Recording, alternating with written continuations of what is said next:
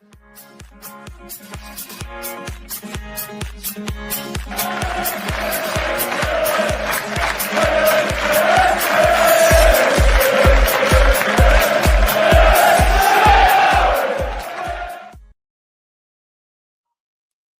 and welcome to episode 390 of the Stacey West Podcast. My name is Gary. I will be your host for this evening, and I'm joined on this episode by Emily. How are you? Hi, Gary. Yeah, I'm doing really well, thank you. I've just finished watching the Lionesses in their group game against the Netherlands. So I'm very happy. It was an emphatic 4-0 win for England. So I'm very pleased, especially because they didn't play very well in their first game. So this was a good response. So I'm happy. I need to add it to my wall chart behind me. So I'll do that after the show. Do you have the wall chart and everything, do you? That's it. Yes. Yeah, I've got the wall chart. Of course. I'm into it. Is there a sticker album? Do you have the sticker album? I don't have the sticker album. I'm not sure there is one. And either that or it's passed me by. But yeah, maybe World Cup only. There is going to be an EFL sticker album this year done by Panini because Topps have taken over the Premier League. So that is going to take a lot of my beer tokens, I think, this year, because I am partial to a sticker album. Yeah, that's dangerous, isn't it? An EFL sticker album. It is. The thing is, I've got quite a knowledge of sticker albums, and I've got quite a few going back to. I've got a stamp collection from the Mexico 1970, so I'm aware of all the times that Lincoln have featured, and it's only ever really been a little half team shot and shiny. In some of the early 80s ones when we were, other than that, they've never featured. So the thought that I might actually be able to get a Jovan Makama sticker is incredibly exciting. That's what kind of fires my imagination. Will you collect? I don't know. Once I start collecting something, that's it. So it's better to keep away. But I'm just wondering who our shiny will be. That'll be an interesting question. Guess the shiny. Guess the shiny. Well, I mean, I know the winner gets a sticker book or something like that. I don't know. Yeah, I mean, I'm not giving away any of my sticker books, but I can give away. The winner can have all the Mansfield Town shiny. I think our shiny would probably be James Collins. Yeah, good shout. Good shout. Yeah. He's the big name, isn't he? Really, he is the shiny in our squad. It may surprise you to know that I actually was aware of the Lionesses winning 4-0 this evening, and I am aware that somebody called Russo got 3 assists. Is that correct? Alessia Russo, yes, she did. Yes, is that because I was messaging the group about it? Was it or? Yes, yeah, I was. When you said they were playing, I thought I ought to look, and I seem to remember the Netherlands being quite good from the Euros a couple of years ago. I don't know if we beat them in a final or something like that. And I'm also aware of the fact we lost in the first game. So all the stuff I say about not being like trying to avoid football over the summer, and then all of a sudden here I am being a massive hypocrite, which is completely unlike me. It really is. I think the Lionesses is different. It's slightly different. I think there's a different vibe around women's football, and I think it kind of it counts as not following, kind of the men's game. Definitely, it's a different thing. It's great. I'm into it. I think we're gonna get through the groups. And then I think we'll go far, but I don't think we'll win it. That's my prediction. We've heard it here first. I will pay passing interest until we get to the final if that happens. And then, of course, I'll jump on the bandwagon with my face painted and want the bank holiday and all of that sort of stuff. Of course. King hypocrite mode. Right. We have, of course, recorded already this week. And so for those of you who have tuned in, we're not going to talk about Ryley Towler or Tylee Rowley or whatever 1,000,001 people think. You get his name mixed up, I think, don't you, Emily? I do. I keep wanting to call him Tyler Rowley. I don't know who that is, but it's not him. No, somebody else put in one of our group, one of the other chats that they wanted to call him Tyler as well. So it's Ryley, but it's spelt a little bit odd with a Y, Ryley Towler. We have already discussed him. Now, if you're watching this on YouTube, you can go back and watch that. It's on YouTube. It's the video that we did on Monday evening. If you're listening at home on a portable device to the podcast without the benefit of our smiling faces, you will get that. I've got the audio ready and we will drop it in, around about now. But if you're watching, we're going to jump forward. And this is why we might have a slightly shorter podcast tonight, because obviously we're going to now talk about the fallout, how this affects the squad. And I think that's where we go first of all. A lot of people have said to me, how does he affect the squad? Where is he going to play? Our initial discussion was potentially central defensive midfield. The more I've looked into it, I think he's almost certainly coming in to play across the defence. But he is the 28th contracted player that we have. 27 of those are with us in our squad. The other one is JJ McKiernan, who's obviously out on loan. So first of all, in terms of the squad, Emily, what does it leave us needing, do you think? I still think there's question marks over that left back, isn't there? I mean, I think that he's come in, Ryley Towler, make sure I say it right. He's come in, and the press release and the information from the club was quite ambiguous in calling him a left-sided defender, what do they call him? Multifunctional, something like that. So they've sort of hinted that they've not really given him a specific role. But I do think it does still leave that left back position, in need of attention. I think we need to bring somebody who's a dedicated left back in there to complete the squad, really. And I think, you've said it before, we don't feel far off in terms of our squad. We've kept a good core from last season, which is going to be really important. Not many new faces, but yeah, it's that left back position for me that I think we need to look at filling with a dedicated left back. What do you think? Yeah, I agree. I just feel at the moment we're a little bit light in wide areas. I think in terms of wingers, we've got Eric Ring, can probably play left or right. We've got Rico Hackett, who we did use quite a bit as a 10, but he's certainly a wide player. We've got Jova Makama. There's discussions about Zayn Okoro. Potentially, is he going to be a wide player? Michael did mention using Rob Street there. I think at some point it may have been a passing comment. I don't think that particularly happened. So potentially we're like there. There's Dom Jeffries, who, as you and I discussed in messages earlier or last night, whenever it was, that he's a little bit away from fitness at the moment. Is he an out left winger? I'm not so sure about that. So I feel that we're short in those areas. Then when you look at the wide areas at the back, we've got Tendai who can obviously play right back. We've got nothing else really at all. So for me, it is those wide areas. I mean, the spine is unbelievable. And in a minute, we'll look at the central midfield because there's some really interesting questions to be raised. But I can see us certainly signing another left back. But I would like some sort of cover. And again, if we're describing Ryley Towler as multifunctional, we need a Swiss Army knife at left back and right back, I think, as well. Maybe somebody that can play both, but certainly somebody that can cover. Yeah, I totally agree. And I think I'm sure we'll come on to touching upon the friendlies that the team have been playing over the past kind of few days, the past week or so. But from looking at the lineups and the couple of trialists, they look like they could be fullbacks. Just from kind of the way that the lineup's been given out and where they've kind of fitted in and who's missing. So yeah, perhaps they're looking at those to fill those areas. Who knows? Yeah, Malcolm, watching on at home, he's our resident historian, does some great stuff. He says Street seems to have been playing in the 3 in the friendlies.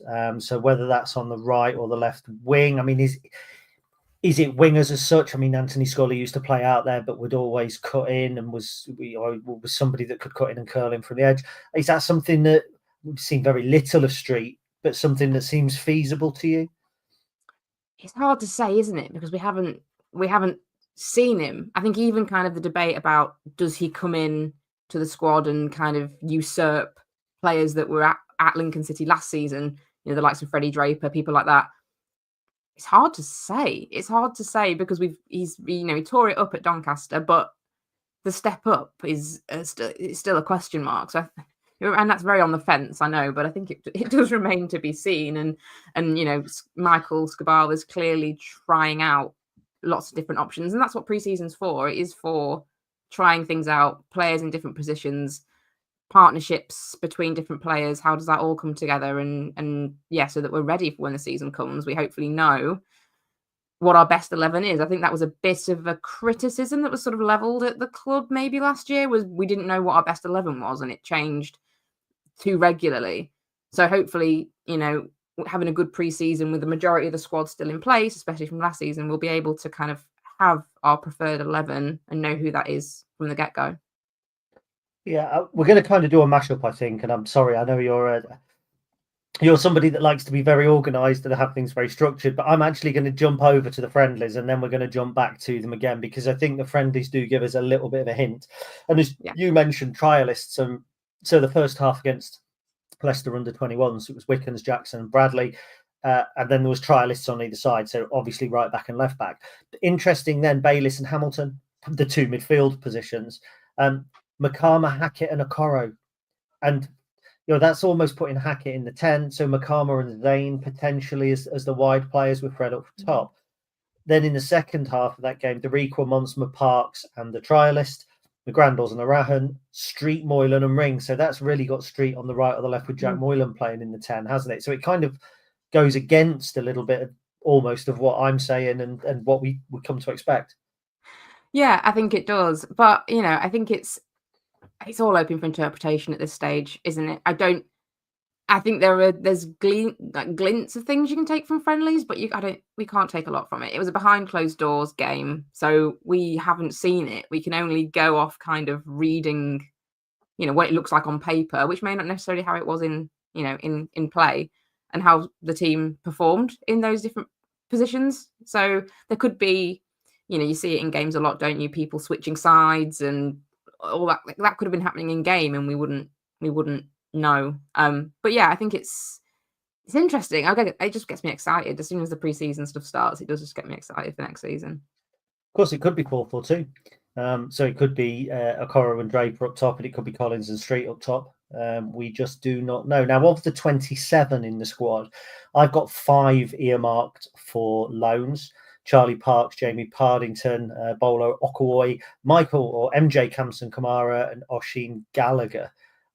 Any disagreements there? I mean, the only one there really is Oshin, who he's coming up to a point now, isn't he, where he's crossing over from being potential into really needing to show it. I mean, he had an awful time at Boston, got injured, but I think those 5 are likely to head out on loan. Yeah, I think so. It's the young lads, isn't it? With a lot of that, and I think they need the experience. And I think it's obvious they're not near our first team. Zane Okoro was kind of pushing the first team, made a few appearances on the bench, so you knew he was in and around it. But I think these players, they do feel a long way off. I think, if I'm right, Kamara and Gallagher, neither of them have appeared in either of the friendlies so far either. So whether that is out of a choice that because they're going to move out on loan, maybe they're training somewhere else. I don't know how that quite works, if there is a loan move lined up, or is it an injury? Is Asheen still recovering? I'm not quite sure. Yeah, but they've not featured in the friendlies, so for me that might be a hint that they're kind of still not really in and around that main squad of players. Don't know if MJ featured at Lincoln United. I would have to have a look at that. But certainly those 5 heading out. So if those 5 did head out with one other, that would be a squad at the moment of the one other being JJ McKinnon. That would be a squad of 22 with a left back coming in 23. I don't think we'll be operating on anything more than 24. There might be a little bit of wiggle room for a lone player, but I really do think, I said it on the podcast the other night, and I'll reiterate it, I really don't think we're expecting a huge glut of incomings. But it does point, doesn't it, to some good squad planning over a longer period of time, because the players that we're talking about this season being relatively big players, in my mind, Rob Street signed last summer, goes out on loan, didn't really impact, comes back with 12 goals. Eric Ring, who I'm really excited about this season, he's a player that I'm really backing to do well. Got Jovan, who's kind of been coming through steadily over time. Dom Jeffries signed last summer. I mean, it's Ethan Hamilton. Again, they're all existing players, aren't they? That if we see from them what we hope to see from them, then the squad doesn't look threadbare at all, even though we've only brought in 2 players. No, exactly. And it's that core, that spine, that kind of consistency that I think is just going to be so important. When there's such a big squad turnover over the summer, it's always a bit, I think it's always a bit ropey going into the next season, because everyone does need to settle, everyone does need to gel. It was interesting listening to Sonny Bradley after I think it was the Leicester under 21s friendly, talking about how the squad was gelling and how, because there aren't many new faces, that's really good to come into. and it just kind of requires him and to kind of get to know everybody else. But as far as the kind of rest of the squad chemistry is concerned, it's there. And I think that speaks volumes. And I think we did mention it when we were talking about the signing of Ryley Towler. Very good. Yeah, thank you. I'll get the hang of it in the course of a season, I'm sure.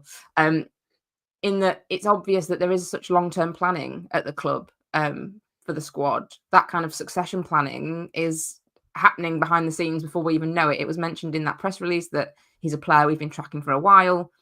If he is playing on the left side of defence, is that kind of the club knowing Sean Rowan is going to go at some point? So we've probably had eyes on, maybe he's not a like-for-like replacement, but players that can fill that role and following it through. So it's not, oh my God, we've sold Sean Rowan, we need to react now and do something impulsive.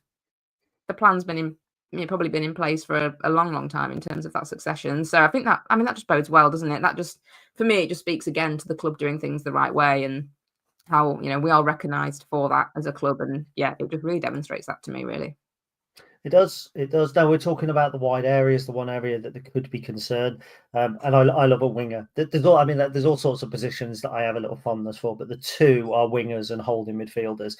So one person I really liked last season was Joe Gardner. He wanted to get past Dipper's shoulder, a little bit of pace. It seemed like he was a shoo-in to come back to us. Alan Nixon, who is a Sun journalist, so you always have to take what he says with a pinch of salt, is apparently reporting that Mansfield are now ahead of us in the race to sign him. Potentially disappointing, if indeed we are in for him. Nobody's actually said at the club that we are definitely in for him. Potentially disappointing, but at the same time, it could point to us putting more faith in Zayn Okoro. Putting faith in our own youth over somebody else's youth is probably a good thing. But I'm not going to lie and say that it was something that I was happy to see, because I did quite like Joe Gardner. Yeah, I think the club it was making all the right noises in terms of us having interest in him. And I think that almost gets people a bit probably more excited than they generally need to be. I thought last season, he came on and I thought he showed sort of that kind of raw potential, as they call it. I think, he showed potential, but I don't think he was, he wasn't setting the world on fire for me. I thought he was just fine. He could develop. So I guess I'm not too disappointed that that it doesn't look like we're going to get him and he's going to go to Mansfield.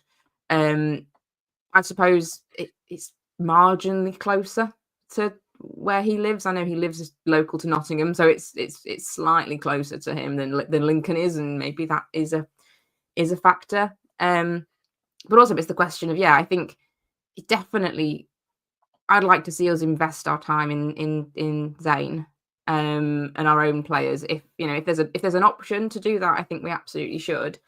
And I'm not too disappointed. I don't know how much game time he would get either. It's all weighing up those sorts of things. We don't know what kind of plans are in place. Mansfield may have said you can play every game. We don't know, how he would fit into our squad, particularly with our own players like Zayn coming through. So it's always disappointing when a team like you get like teams like Mansfield, who are sort of our rivals, get seem to pip you to a player. But I thought he was all right, but I'm not too upset, if I'm being perfectly honest. No, it would have been nice to see him come in. I mean, he played 400 League One minutes in total, 7 shots across those minutes. He had decent accuracy, 42.9. Crossing, not so much, 13 crosses, but only 15% accuracy. And I know a cross is only as good as the person who's moving in the area, etc. But for instance, the 1-0 win away at Reading, he played 60 minutes, no shots, no crosses. He got 15 minutes against Stockport, no shots, no crosses. So I think he had a lot of potential. The point is the position that we're in, those sorts of positions on the field are the ones that earn us money. And Zayn Okoro, from what I understand, had the potential to go and play in the under-21 setup at a Premier League side, potentially 2. I think Bournemouth and Fulham were sniffing around. So arguably, we're in the same position. We're taking a player that would be in the under-21s from a Premier League. He's just our player and we own him. I would love to have seen Joe Gardner come back to add something, but I was thinking more coming off the bench. Yeah. With the greatest of respect, he wasn't Brennan Johnson. He is still a young lad. I think he's got a massive future ahead of him. But I think Mansfield are in for a tough season, to be honest. Given how they were last season, they are already one of my favourites for relegation. What which a would shame. be really sweet. Yeah, it'd be terrible, wouldn't it? That them Northampton, I think, are going to struggle. So they're likely to give him more game time. Now, this feels unusually early because we're only 20 minutes in. But if you're listening at home, we could be at least 40 minutes in. So it's probably time for a commercial break. And it's also a good time because I believe any minute now my dog is going to kick off. So it would be great if that wasn't on the audio. So we will be back shortly. And in the meantime, we will have a look who's on board on YouTube. When I make, first of all, let me just make a quick note so I know when to cut things off. Right, let's have a look through. So we've got Andy Brown. Good evening, both. We've already seen Malcolm. David Tuplin. Evening to us both. John Booth, got anything special lined up for the 400th podcast? Potentially. Be giving it away, wouldn't it? It would be giving it away, and it would also be lying, wouldn't it? Because we'll play that. Yeah, of course we have. Yeah, I'm trying to create some, kind of suspense, tension, bit of gravitas, some mystique.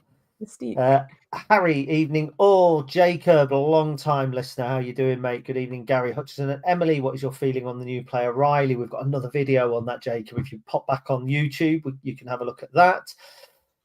Andy says that's the first time the Dutch have been beaten by more than 2 goals in a championship. Of course, that must be the Dutch women's team because the Dutch men's team were pumped 4-1 by us in 96. Nickname is Dawsey. Yep. So Steve Barton, he's only just got the chili con carne out of his plate by now, hopefully. Good evening. That's a private in joke. Let's have a look. Gary Nicholson says good evening to all imps. Red Wimp says evening all. I'll try not to have my dog surprise him this evening. Richard Godson, never mind Wales, France. This is much more important. Correct. Keith Clifton's on board. Good evening to you both.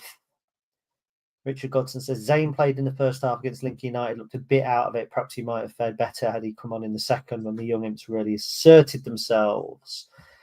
We are going to discuss this, John Booth, but I haven't seen anything from House yet, injured or picking up fitness still. Part of me wouldn't be surprised if he moved on. We will discuss that when we come to talk about the friendlies that we've already talked about. Now, here's an unusual post. It's Kev Barwise being hugely positive. So I hope you're well, Kev. Can I say if we keep Errol, this is as strong a squad that I can remember having. Definitely a top half, maybe threatening the playoffs. Potentially, yes. But obviously there's 23 other clubs, isn't there, in the division? Preseason fever is kicking in, isn't it? He's got it. You're infecting people. Look at that. Craig Harvey's gutted that George Grant's on trial at Salford. He was your dream signing. He wasn't ever going to sign for us, was he, Emily? Not our type of player anymore. No, but then the sort of nostalgia factor is there with it, isn't it? Yeah, it is indeed. Walter says, hiya. All right, Walter. Gary Nicholson has a question for us. Question for you both. With a few rumours of Errol moving, do we think opposing clubs have a different valuation of him than our board do? Well, the answer's kind of got to be yeah, because if we had the same valuation, they would have sold him, wouldn't we? Yeah, I mean, absolutely. Or, they talk about the market moving. And is there still yet movements to happen? Are clubs waiting to get rid of players to free up the money to bring others in? And also there is, like I say, that Lincoln City, we don't do impulse. We're not impulse buyers, but maybe other clubs are. I think we've certainly seen that other clubs can be. So maybe if clubs get desperate and they need someone to fill the role Ethan Rahan plays, they will start throwing money around. Who knows? I'm quite happy that it's quiet, though. I'll say that. Yeah, me too. I think there will be the issue of if we don't sell him this summer, the fear of his contract running out and him disappearing for nothing. But if he's part of a team that gets us in the playoffs and then disappears for nothing at the end of his contract, is that the same as selling him for $1 million? I mean, if he got us promoted, swings and roundabouts. Shall we discuss this on the proper podcast and come back in? Oh yeah, all right then. Why not? Hello and welcome back to part 2 of this really odd episode where we've got all sorts of mashups and co-ops. I've noticed Cornell's the freelance scout is watching, and he's just said good evening, Gary Hutchinson, and good evening to the boss girl, Emily. Quite like that. So there you are. You've been promoted to the top. I'll take being the boss. He'll have a song for you soon. Yeah. Right, so we're going to discuss friendlies now. Mm-hmm. First of all, before we get into the nuts and bolts of the actual friendlies, behind closed doors friendlies. Now, they weren't ever really a thing in the past. You played your friendlies, people could come in, it didn't matter. It's been the last, 3 or 4 seasons, maybe? I think really since COVID, when all friendlies were behind closed doors. But I find it interesting now that obviously we've played Hull behind closed doors. Lots of people would have gone to that, would have been lots of fighting. Leicester under 21s, not as many people would have gone to that, but playing Leicester in the past, we've had that postponed because of disorder as well. What are your thoughts on behind closed doors, Emily? You a fan? I mean, I get it. I think from some of the comms that's come out of the club, they've said that it's often been at the request of our opposition as opposed to us, which I think is interesting. I get it. There's probably sensitivities around trialists and that not wanting to get out. And it's so early days. Skabala talked about in the post-friendly match interviews about trying out new patterns of play and all that kind of stuff. Is it the time where you want to keep it under wraps and, get those things nailed before kind of you could be scouted potentially, or people watching, or all that kind of stuff? I think the trialist thing is a biggie, because if you've got your eye on somebody and you're giving them a test, you don't necessarily want the opportunity for other people to come in and kind of spy on that and gazump you. If you've got the opportunity to keep it quiet, then yeah, I get it. I liked it a few seasons ago. They were streaming quite a lot of their friendlies. I did enjoy watching those. So yeah, I would like to watch as much Lincoln City as humanly possible. But I get it. I do get it. What do you think? Yeah, I find it interesting. I've read too much into it, but Leicester City Leicester City under 21s play a 4-2-3-1, which is the same as I believe we may play. We had trialists whilst playing Leicester City under 21s, and I think back to a game against Gainsborough a few years ago, where in the first half a couple of lads turned out for Lincoln. In the second half, they turned out for Gainsborough and for us, and then they signed for Gainsborough. Yeah, I started getting carried away with researching Leicester City's under 21 players. It's a real shame, isn't it, that a game such as Hull City isn't one that we could watch, because it would certainly be a draw. And I mean, they had some big players. John Joe Shelby was on trial, and everybody knew John Joe Shelby was on trial. I'm not so sure trialists being revealed is something that is really a danger, because if they're trialists, they've got agents, and if the agents are trying to get them a move, in football circles, they'll know who's on trial where. But I think it's more about keeping it from fans, because it increases pressure. I always remember the Remy Longdon furore a few years ago, where there was this player, and who was he, and everyone was trying to find out, and then the news kind of broke, and it built him up. And with respect, he was a lovely, lovely guy. But he was shit, and everyone kind of he was poor for us, wasn't he? Do you know what I mean? I mean, he'd had bad injury issues, but he wasn't ever really there. I remember him being out injured for a while, and I'm sure that they said that it was because of blisters on his feet from the football boots. And I thought that was a strange. Is that a cover up? I don't know. You're looking. I don't know whether he was or not. I mean, I spoke to Remy a couple of times, to be fair. I mean, we're going off on one now. And he was an absolutely great guy. He was really down to earth. He gave up his time to speak to the kids at the Priory during lockdown. He'd had some awful injury issues. He was a really, really nice guy. I follow him on Insta now. He does some coaching and stuff like that. So, but it's just that it's the danger of building up the trialists. If you're on trial, you're probably like one of the players that might end up in the PFA team, like TJ Oma did, or post kind of academy pathway players, that sort of thing. But obviously Neil Eardley was on trial, but everyone knew who he is. I remember years ago having Nigel Jemson on trial. I think he even played for us against Man City in a friendly.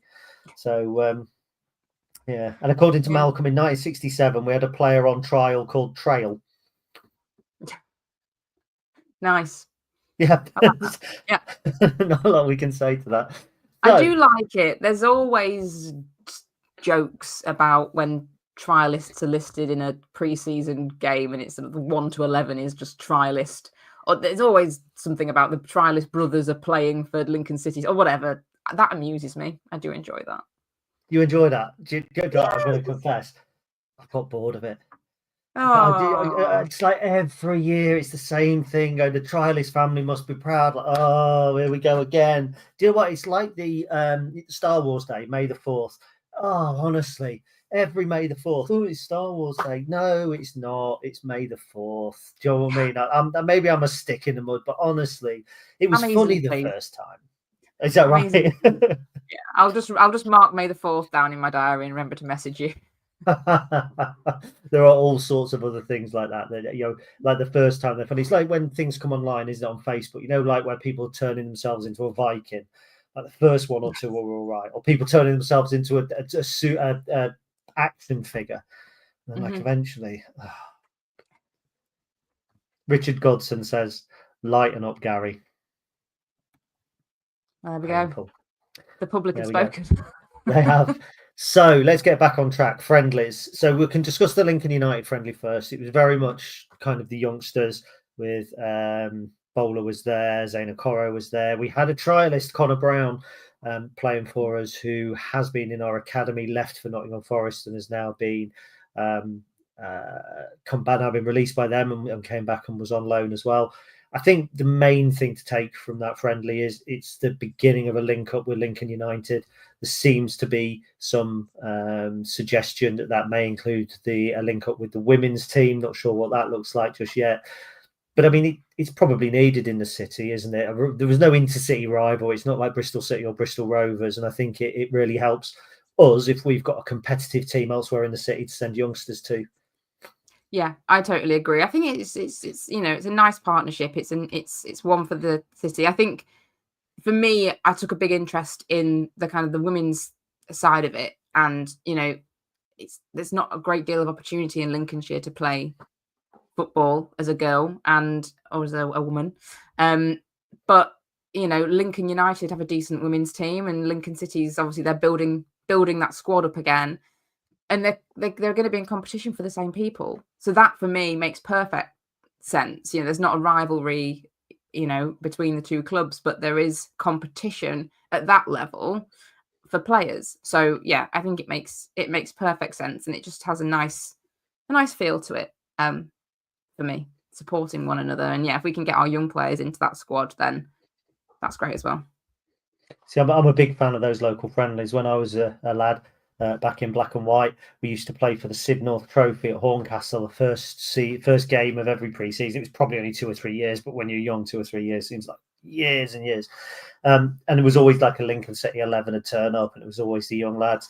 You kind of knew you weren't going to get any of the senior players, and we did and we didn't. Some of the youngsters are likely to be senior players or around the senior squad, certainly in terms of Zane. But I like that. I'm supportive of that. I like the fact it brings people together. When it comes to the women's team, it's a much bigger discussion. I mean, there was certainly a rivalry last season, but what happened with our side, the Lincoln team, it didn't regress as such as was kind of taken apart and put back together, rethought, and Lincoln United pressed on. If I remember correctly, and I could be corrected by John Davison, who's listening in, if I remember correctly, Lincoln United's women was originally a Hycombe women's team. There was a Hycombe women's team, there was Lincoln Moorlands, and there was Netlham. And that was the women's scene in 2017-18. They were the three sides that were competing. And over the time, it seems to have morphed into Lincoln United and Lincoln City. And hopefully at some point now, there will be one kind of senior Lincoln side. And if that leads to better opportunities, and let's be honest, a little bit more exposure, not splitting a fan base. It's not just about, I think the women's game, it's not just about players, is it? It's about fan base. And if you've got two Lincoln teams kind of drawing the fans apart from each other, whereas if they're together and you're doubling it, I think it's just a better thing. But overall, what we're basically saying is Lincoln United link up, good, isn't it? Good. Yeah, good news. Good news. That's sort of insightful stuff we have on this podcast. Lincoln United, Lincoln City, good. Hull City winning 2-0, good. So yes, there's a behind closed doors friendly, I think, on Friday from when I was listening to the post match stuff. So Sonny Bradley was saying there's another game Friday this week. He said against a team who will be good in our league next season. So answers on a postcard who that might be. Interesting. I think we're talking about the win against Hull, Collins, McCarm. We talk about win against Leicester under 21s. Collins again, brilliant by the way that James Collins is coming in and scoring goals. But I just think generally these behind doors friendlies are almost like friendlies should be. I'm not one for friendlies. Again, lighten up Gary and all of that. You're not a friendly man. We know this. Ouch. But yeah, again, I'm not a massive one for friendlies. I go to one a season. Last season was the Arsenal one. I'll go to the West Brom one. But I think that people get carried away a little bit with friendlies. So to have them behind closed doors is for them to serve their purpose. Players get a run out. Nobody looks at a new signing and goes, "Oh, he had a mare in a friendly, didn't he?" Because instantly that tarnishes them. So I think I've got nothing against them. There are some interesting things though, aren't there? Absences, for instance, in friendlies. Anybody you have noticed, Emily? Yes. Well, I mentioned I hadn't seen much of Kamara or Gallagher in this squad, but the big player missing for me is Ben House. There's been no sign of Ben House in the friendlies so far. Yeah. What's happening with him? What do we think? What's the thoughts? Again, there's not any news as such coming out. But for me, if a player isn't playing at this stage, it means they're not fit because you're trying to get minutes into absolutely everybody. Now, 12 months ago, Ben House being out at this stage is disaster. Right now, if you ask me to pick my starting 11, which I'm going to do, and that's going to put you right on the spot if I do it because you may have to as well. But if you were to ask me to pick my starting 11, Ben House probably wouldn't be in it.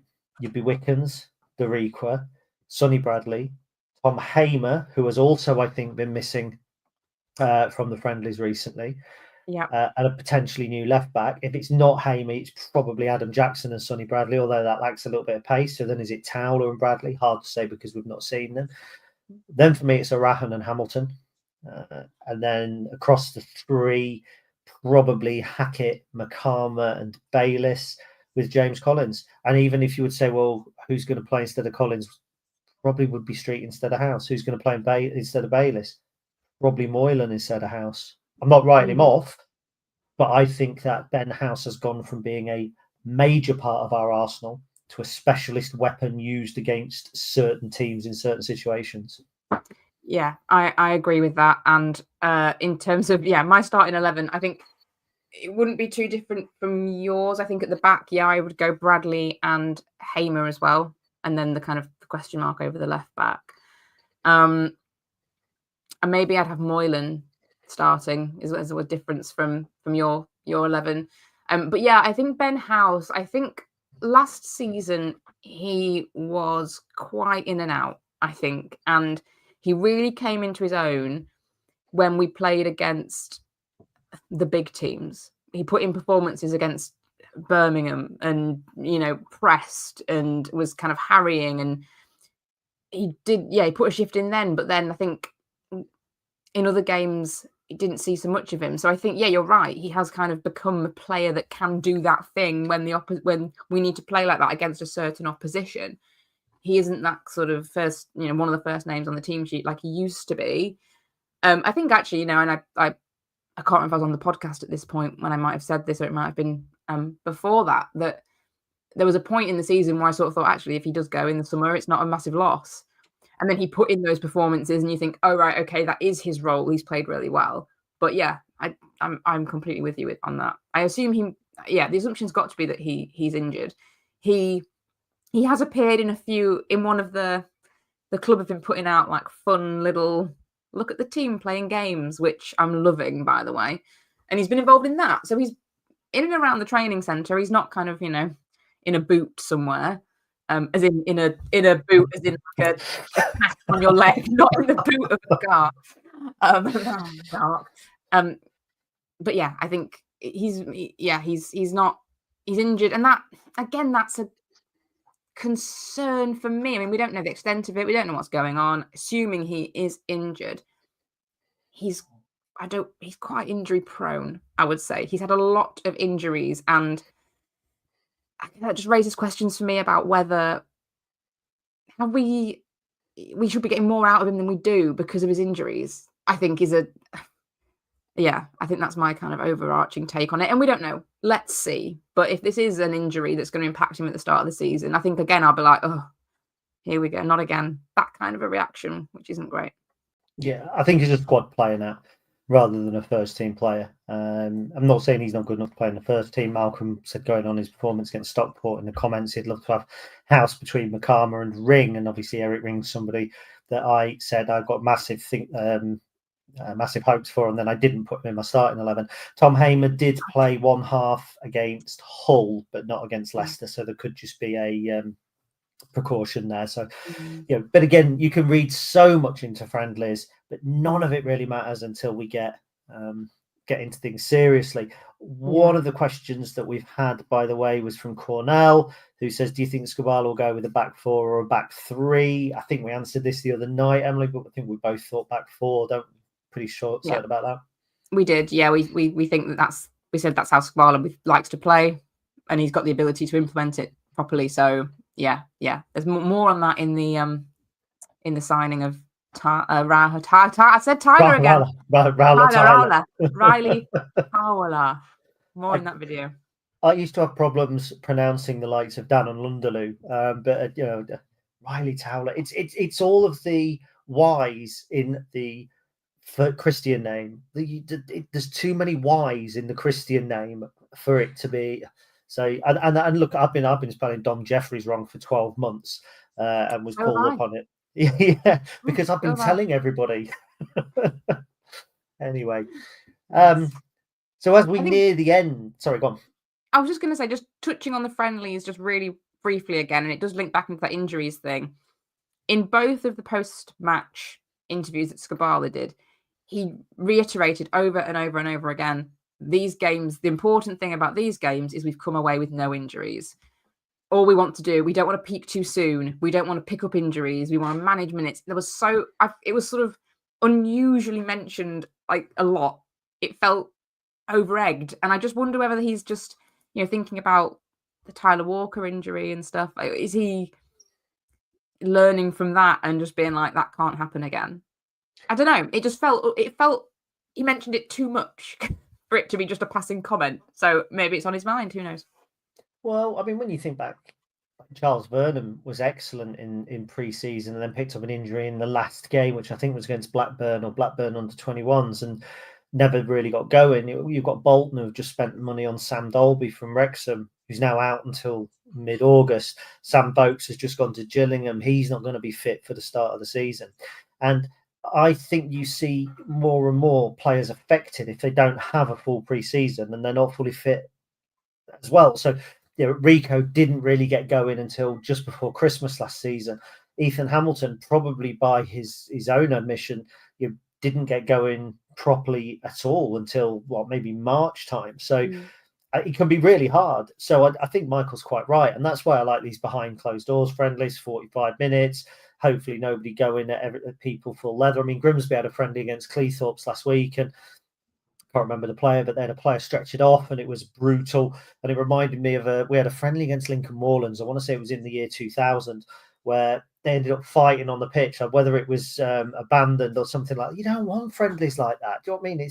You don't want it. And so, yeah, it's got to be a consideration, especially because we have had rotten luck, really, haven't we, with injuries over the last 5 years. Yeah, we have. We certainly have. And I think the club have said that they're expecting streams of the West Brom friendly,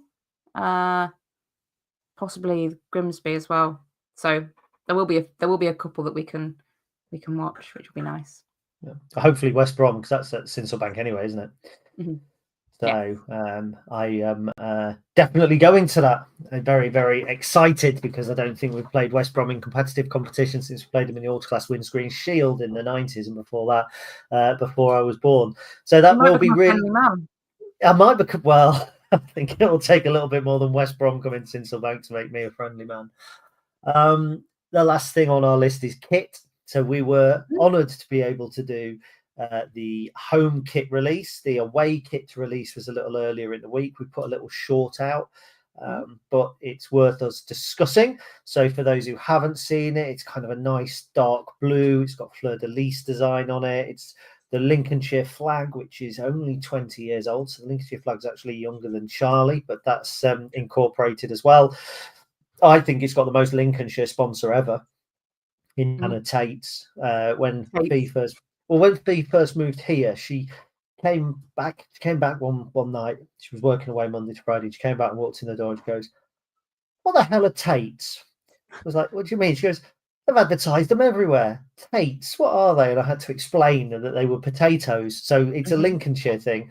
It's a Lincolnshire shirt. For me, it's 2 from 2. I think it's a really nice shirt. Yeah, I completely agree. I can't really say much more than that. I think it looks lovely. I really wanted the limited edition 3rd shirt that had the Lincolnshire flag design, and I didn't get it. So I'm really excited to get this one. Yeah, they both have really strong connections to Lincolnshire, don't they? Which we've not really seen from a kit before. Maybe there's a nod to it if there's a cathedral motif or something on somewhere, but these are really strong connections to the county, which is obviously intentional. And yeah, I love it. I think it just looks sleek. Big fan. Sleek isn't a word that we hear very often on the Stacey West podcast. I do have an issue with us. I think I've said it before, having away kits that clash with rival teams. And I think there was, if I remember correctly, and if anyone from the club's watching, they're happy to correct me on this, but I think that when we first had that Lincolnshire kit, the plan was for us to wear it on the New Year's Day game against Peterborough at Sincilbank. I seem to think Liam had said that we would wear this special kit. So must be something about playing Peterborough that we wear different kits, because we did it again this year. And I think there was uproar because it's like we cannot wear blue at home against Peterborough. And obviously, as the club do, they listened to feedback, and then we wore it to Sunderland, got beat, and then never saw it again. I did get that kit, and I did really like that kit as well. So it's 2 from 2. My understanding is that the 3rd kit also has some connections to Lincolnshire. I just think I've been involved in the kit design before, and it's such a tough process. It really is, because you can't please everybody, but at least you get 3 goes at pleasing everybody on some level, don't you? So what sort of kit do you think that we should go for? If we were to go for a mad out there kit, what sort of colours or designs would you like to see that you haven't ever seen before? And I'll give you thinking time, because I've always had a thing for yellow and red stripes. And no team, like Roy the Rovers used to wear it, didn't they? Like a yellow and red kit, or like a Watford, the yellow, red, and black. I can handle that. I quite like that. Yeah. You mean God, no? I can tell by the look on your face. Yellow and red. I'm just thinking like a chupa chup. What a question. What other kits do I like? I don't really.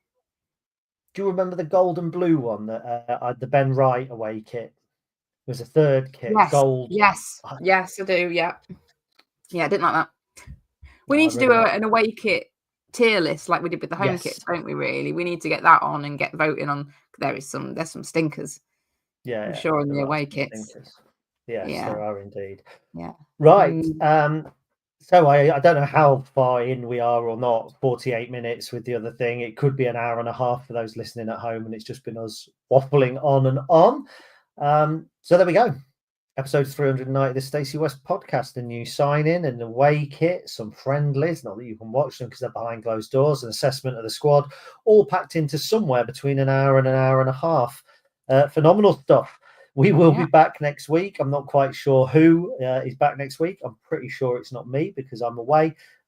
Probably be Chris and Ben. But in the meantime, all that remains to be said is up the imps. Up the imps.